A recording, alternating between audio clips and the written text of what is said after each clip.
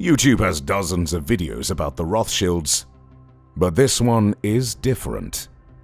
Because instead of merely talking about the Rothschilds, we'll sift through centuries of history to reveal 5 times the Rothschild family used money, violence, and power to reshape reality and mold the world in their own image. Starting with the time when the Rothschilds invented the banking industry that we have today. And the way they did it is more brutal than you can imagine. The Rothschilds didn't get into banking because they wanted to make the world a better place. They did it because they wanted power. And this thirst for power started in 1744 with Mayer Amschel Rothschild. From a young age, Mayer lived by the code that money is power. But even though he needed money to get power, Mayer was born to a middle-income family living in the ghettos of Frankfurt. However, Mayer had a plan to go from rags to riches. As a young man, he began a money-lending business.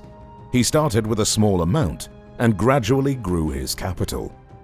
Though this sounds pretty straightforward, the big problem with money lending is that people sometimes don't pay back what they borrow. But Mayer was a hard man, and he did whatever was necessary to get his loans paid with interest. Even from a young age, he developed a reputation as someone you shouldn't mess with. Mayer also maneuvered himself to become the personal banker of members of the German royal family. Over time, Mayer's small money lending and exchange business ballooned into a successful financial institution. But despite all his success, Mayer knew that there was one enemy that could destroy everything he had built. And that enemy was time. As Mayer grew old, he taught his financial skills to his 5 sons. More importantly, he also taught them that success isn't only based on their ability to manage money, but also to manipulate people and situations to their advantage. The game of money is deadly, and Mayer taught his sons to be more brutal than anyone they faced. After teaching them everything he knew, Mayer sent his 5 sons, Amschel, Solomon, Nathan, Karl, and Jacob, to different parts of Europe to dominate the banking sector. He figured if a Rothschild controlled the flow of money in the different parts of Europe, then the Rothschilds would be the most powerful family in Europe. Because money is power, and the one who controls the money has all the power. The Rothschild brothers spread their banking business to different cities like London, Paris, Vienna, and Naples. They applied the shrewd tactics their father taught them, and it worked. Very soon, the Rothschilds had created the world's first international bank. This Rothschild strategy created the blueprint for how banks open international branches today. International banks exist because the Rothschilds did it first. But they had more banking moves in store. The Rothschilds also invented the concept of using government bonds to raise money for the government. As they controlled more and more money, the Rothschilds became more and more powerful than entire governments. Years later, when countries wanted to set up central banks, guess who they called? The Rothschilds. The Rothschilds helped create central banks in many countries, like the Bank of England and the Banque de France. The next time you walk into a bank, say thank you to the Rothschilds. Although, for every good thing the Rothschilds did, they also did equally brutal things, like making money off the death and slaughter of millions of people. This brings us to the second time the Rothschilds changed reality, when they decided the fate of the free world. In the 1800s, Napoleon Bonaparte was on a mission to take over the world.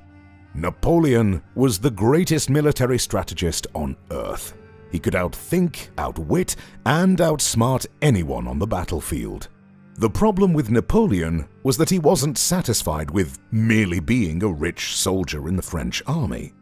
He wanted to rule the world, and so he launched a campaign to fight and conquer every country in the world till he was ruler of the universe. How crazy is that? At first, people thought Napoleon was overrated, but they started taking him seriously when he kept defeating his enemies on the battlefield. At a certain point, it seemed like Napoleon was going to become the most powerful man in the world, even though at the time the Rothschilds were the most powerful people in Europe. And so, in an attempt to maintain their power, the Rothschilds did something so evil that it could make the devil cry. While the world was fighting against Napoleon, the Rothschilds decided to play both sides. War is expensive. The British needed money to pay soldiers and buy weapons.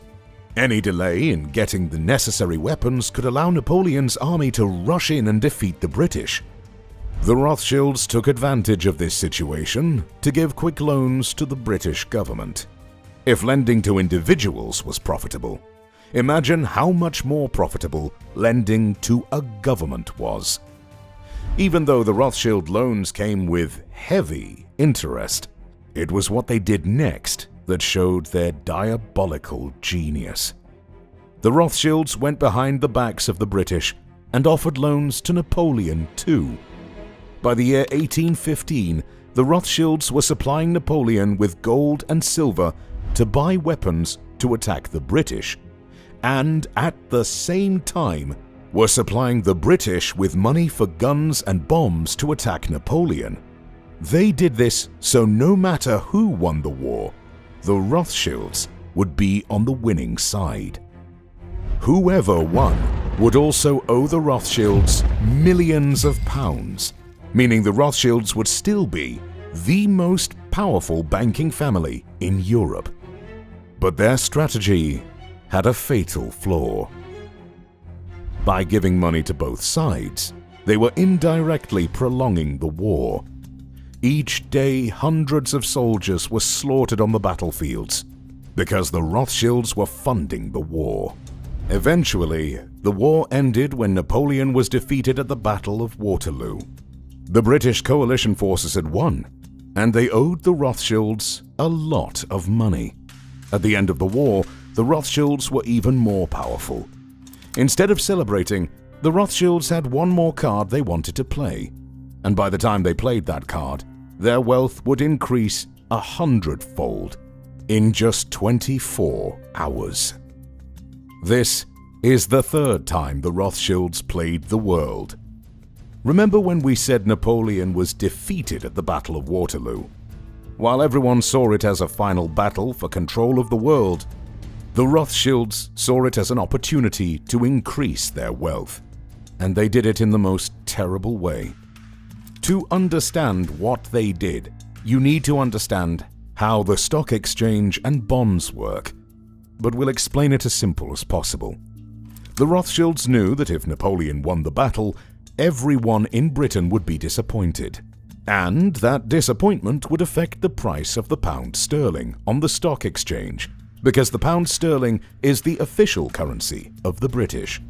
On the other hand, if the British won, then the pound sterling would become more valuable and increase in price on the stock exchange. And so, Nathan Rothschild paid a spy to wait on the battlefield to see who won the battle. So the spy watched the battle from his hiding place and saw that Napoleon was defeated. What he did next was legendary. The spy sent a pigeon to Nathan, informing him that the British had won. This meant that the pound sterling was going to be more valuable on the stock market. But nobody else knew the British had won because the official British horse messenger hadn't arrived in London yet. Nathan knew something nobody else did, and he used this information in a way only a heartless man would. Instead of celebrating Britain's victory, Nathan ordered his agents to spread fake news that Napoleon had won. When people heard this fake news, it caused panic selling of the British bonds on the stock exchange. The panic selling caused the price of the pound sterling to drop. And then Nathan, the same man who spread the fake news, ordered his agents to buy up all the bonds people were selling at rock bottom prices. 24 hours later, when the official government messenger arrived with news that the British had won, it was already too late. The British victory made the pound sterling shoot up in value. And because the Rothschilds had bought so much on the stock market, it made the Rothschilds incredibly wealthy overnight. According to reports, the Rothschilds made the equivalent of $6 billion due to that single move. And this set the stage for the next time Rothschilds changed the world by controlling how people think. Here's how they did it. The Rothschilds had amassed more money than they could spend in their lifetime, and the 5 sons taught their children the same lessons their father had taught them. Very soon, the next generation had the opportunity to put those lessons into practice. As the years went by and technology advanced, devices like the radio and television were invented. Information was no longer spread using horseback riders. All you had to do was switch on the radio or TV, and you could see and hear news from all over the world. This was a new era, and the Rothschilds saw it as a threat. They had lived their lives by the principle that money is power. But this new generation of Rothschilds realized that information is a new form of power. If you can control the information people hear, you can control what they do. According to sources, the Rothschilds secretly invested in media companies, television networks, Hollywood production studios, and newspapers. The data on exactly how many media companies the Rothschilds own is difficult to find. However, with an abundance of money, they could pay whatever price to gain control of the world's media. The Rothschilds controlled the flow of money for decades and then captured the flow of information as well. They were now in a position of power that no one in the world had ever seen before. The Rothschilds' fifth chess move is right out of their playbook. Apart from media, the Rothschilds made investments in other industries. They formed the Rothschild Group and threw money at the most important companies in the world, from the USA to Japan to Switzerland. Their stakes in these companies gave them more power to steer the world's affairs.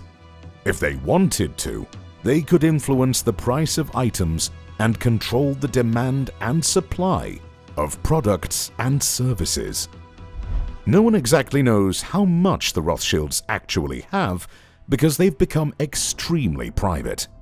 Although estimates say the Rothschilds own assets worth $1 trillion or more.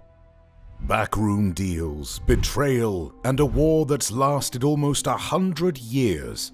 This is what happened when the richest family in the world decided to create their own country. In 1917, the Rothschilds, the trillion-dollar family that invented modern-day banking, used their money, power, and influence to strike a secret deal with the British government.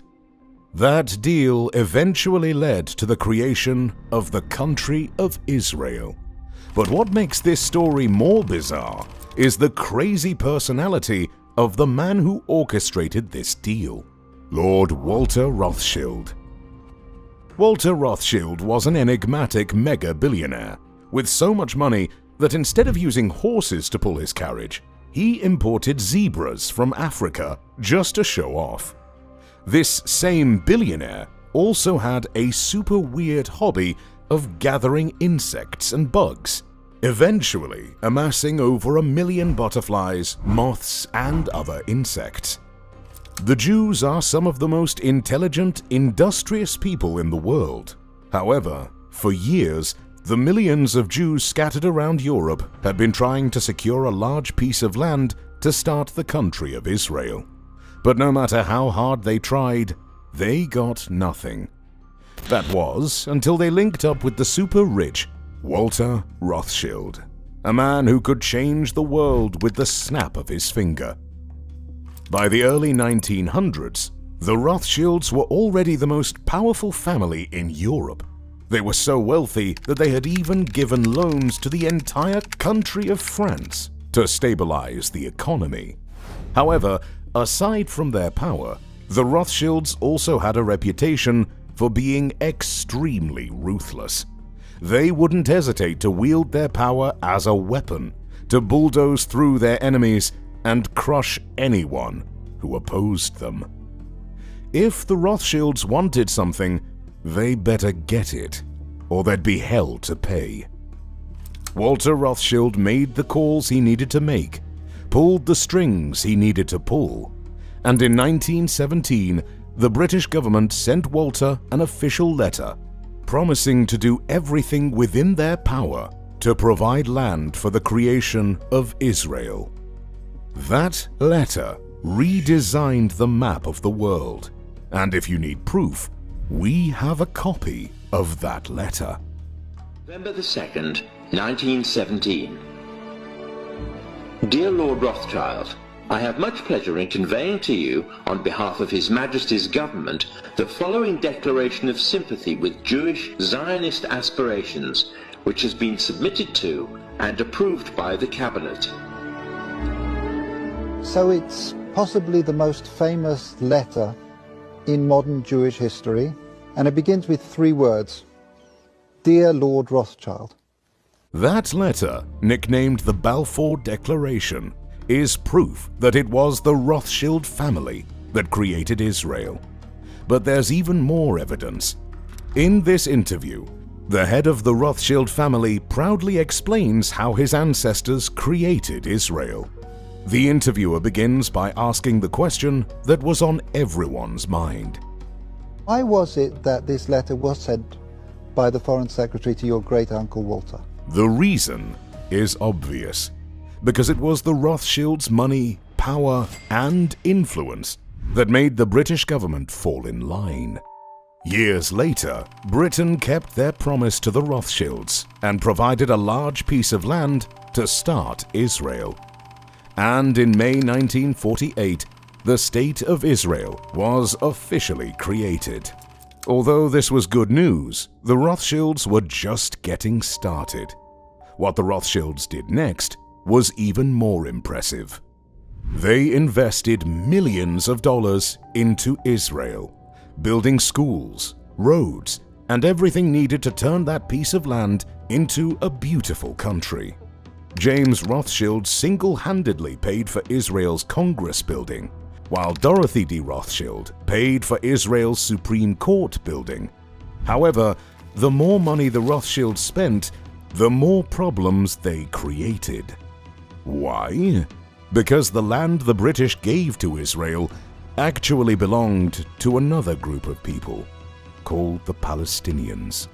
And that land dispute sparked the series of conflicts between Israelis and Palestinians that's gone on for decades. But we're not here to talk about the war. We're talking about power, specifically the power of the Rothschild dynasty. Whatever you've heard about how powerful the Rothschilds are is nothing compared to the true scale of their influence.